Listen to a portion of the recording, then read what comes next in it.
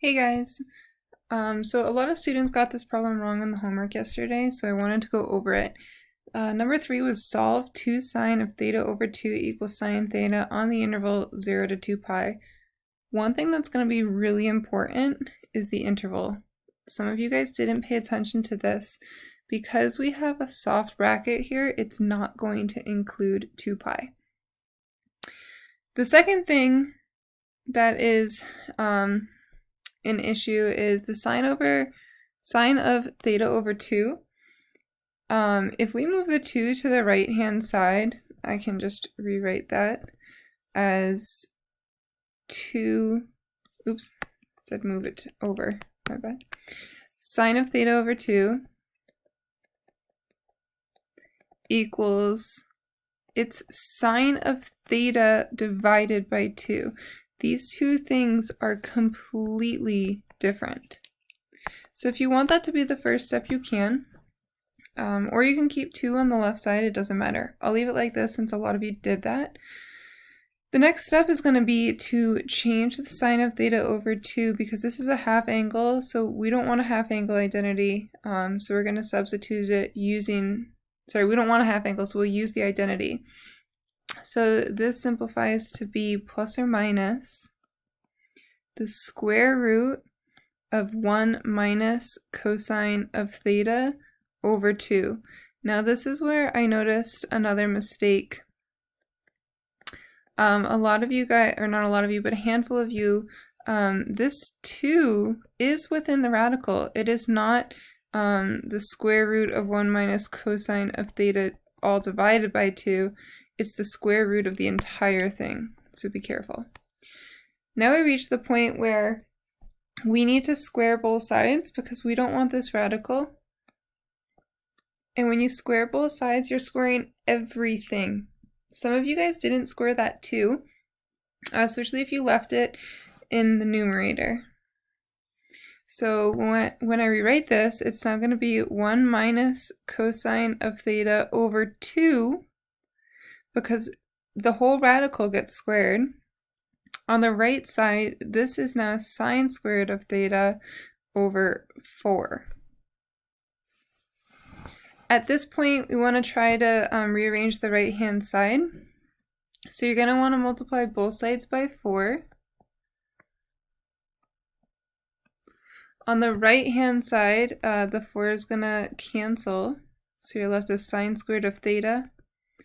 And then over here, it simplifies. 4 divided by 2 is 2. So this is 2 times 1 minus cosine of theta.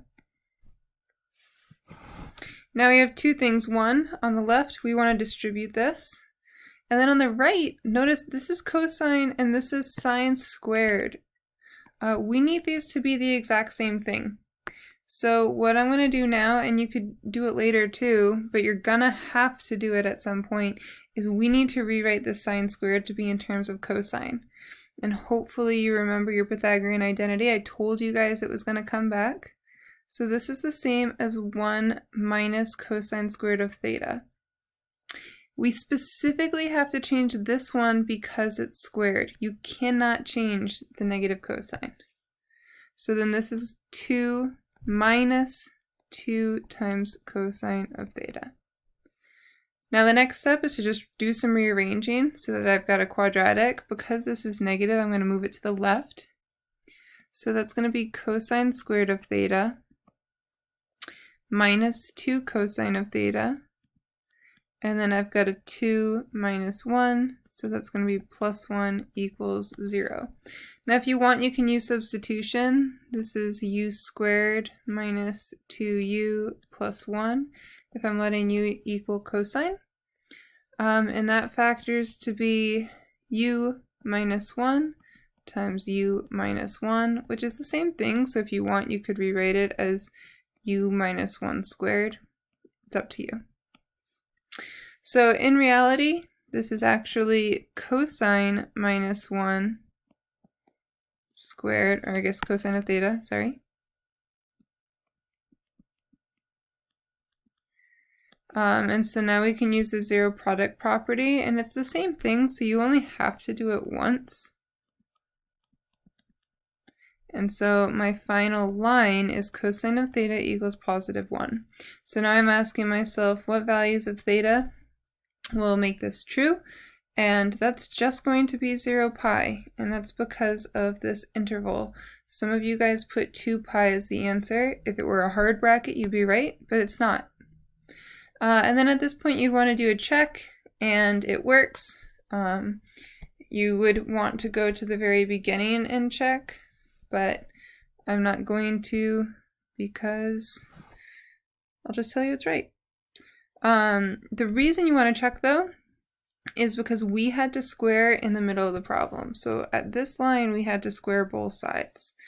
If we didn't square both sides, then you wouldn't have to check, but you forcing it means that we have to.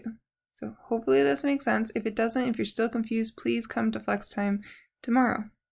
Typically you should come to the morning session, but hopefully this makes more sense now.